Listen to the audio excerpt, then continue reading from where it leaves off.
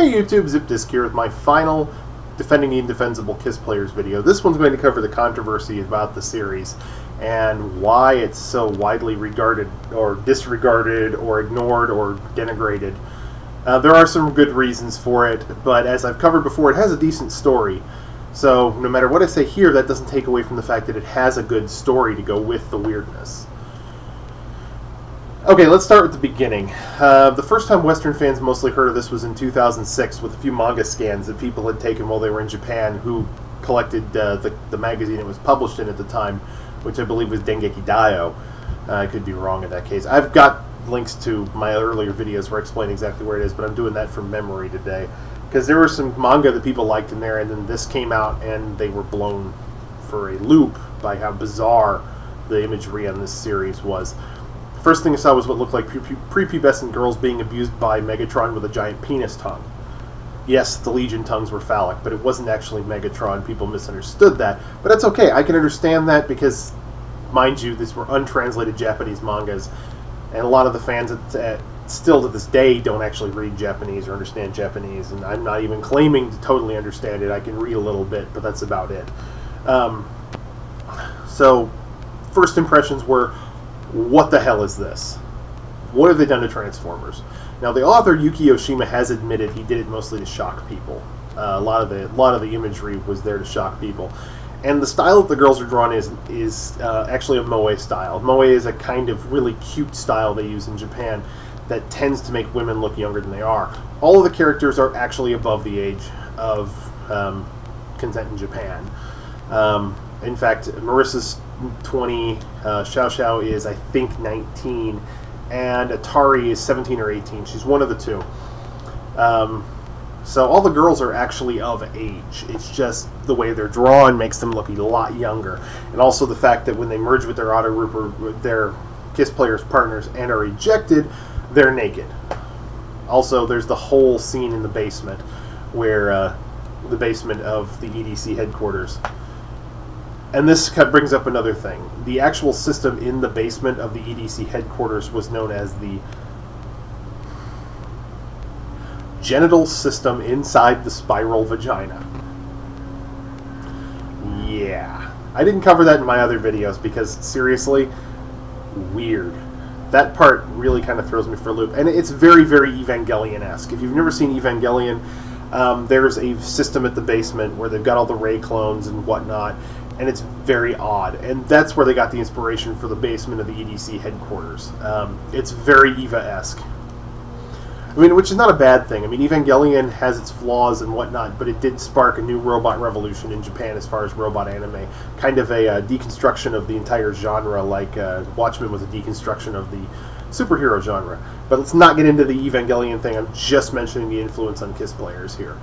The art style was moe. However, the robot art style, the robots were perfectly drawn to the toys. Everything was perfect, was toy perfect. It's one of the hallmarks of Yuki Yoshima's Transformers art. He draws the actual robots to look exactly like their toys, whether it be their G1s, their Kiss Players incarnations, which are basically alternators, or whatever. Everything looks just like the toy, or as close as you can get with actually being able to move. So some of the G1s he takes a little bit of liberties with, but they look a lot like the original toys. Aside from the weird penis tongues and the strange ways things were drawn and the odd choices of names for things, Kiss Players also had some bizarre parts, such as the fact that that Xiao Xiao had no underwear when she was rescued by Rodimus, so she ended up stealing a pair of Marissa's underwear and ended up wearing Marissa's underwear. Yeah, the whole thing with Marissa and Xiao Xiao bordered on borderline lesbianism, but at the same time, it was done more as a...